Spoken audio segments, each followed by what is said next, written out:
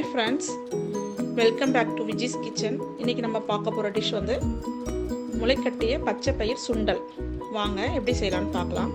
பச்சை பயிரை முளைக்கட்டுறது எப்படின்னு நம்ம பார்க்கலாம் வாங்க.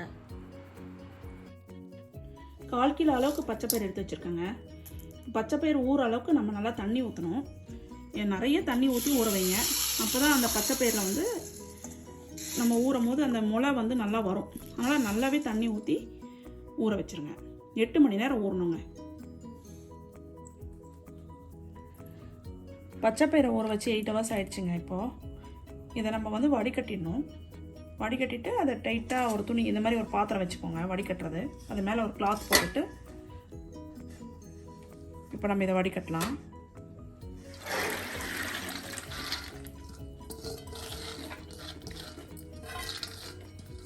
இப்போ பாருங்கள் பச்சை பயிர் எவ்வளோ பெருசு பெருசாக நல்லா ஊறி இருக்குது பாருங்கள்.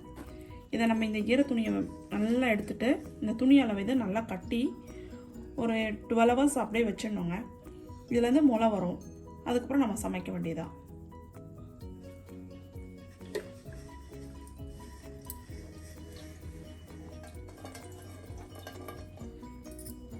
தண்ணியில் நல்லா வடிஞ்சிடணும். ஒரு டைட்டாக ஒரு பாத்திரத்தை போட்டு இதை மூடி வச்சிடணுங்க. இப்போ 12 hours ஆயிடுச்சுங்க. இப்போ எப்படி அது முளை வந்துட்டுன்னு பார்க்கலாம். பாருங்கள் இப்போ எல்லாத்துலேயும் நல்லா முளை விட்டுருக்கு.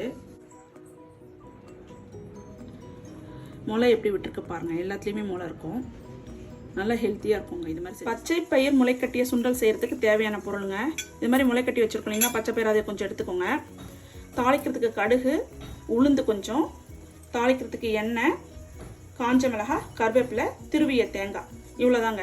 இதை வச்சுட்டு நம்ம இப்போ சுண்டல் செய்யணும்.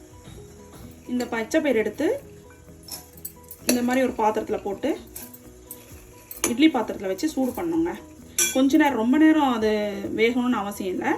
சும்மா கொஞ்ச நேரம் ஆவி காமிச்சா போதும். ஆல்ரெடி இது நல்லா ஊறி முளை வந்ததுனால ரொம்ப சாஃப்டாக தான் இருக்கும். இதை ஆவி கட்டிட்டு நம்ம பார்க்கலாம் வாங்க. இந்த பாத்திரத்தை இப்படி வச்சு நம்ம இட்லி பாத்திரத்துக்குள்ள தண்ணி ஊற்றிட்டு இந்த பாத்திரத்தை வச்சு இந்த மாதிரி மூடிடலாங்க. இப்போ 2 நிமிஷம் ஆயிடுச்சுங்க. வெந்திருக்கு பாருங்க. நம்ம இப்போ சுண்டல் தாளிக்கிறதுக்கு எடுத்துடலாம். அதை சுண்டல் தாளிக்கிறதுக்கு இது மாதிரி ஒரு பாத்திரம் எடுத்து வச்சுட்டு ஸ்டவ் பற்ற வச்சுக்கோங்க. எண்ணெய் ரொம்ப கம்மியாக தாங்க ஊற்றணும். சுண்டலுக்கு ரொம்பலாம் தேவைப்படாது.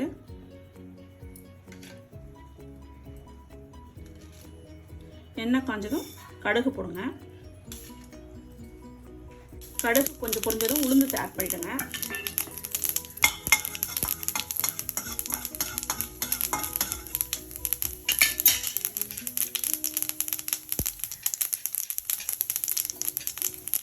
உளுந்து கொஞ்சம் ரெட் ஆனதும் காஞ்ச மிளகாய் போடுங்க.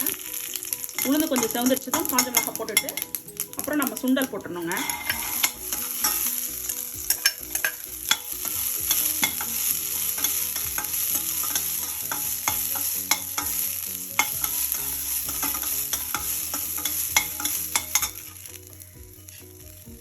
இப்போ கருவேப்பிலை ஆட் பண்ணுங்க. சால்ட் ஆட் பண்ணிடுங்க இதுக்கு தேவையான அளவுக்கு.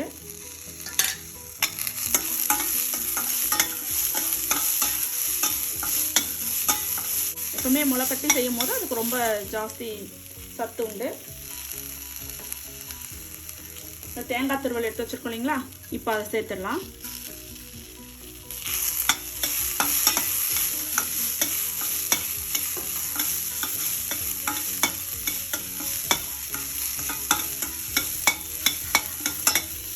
சுவையான பச்சை பயிர் சுண்டல் ரெடிங்க.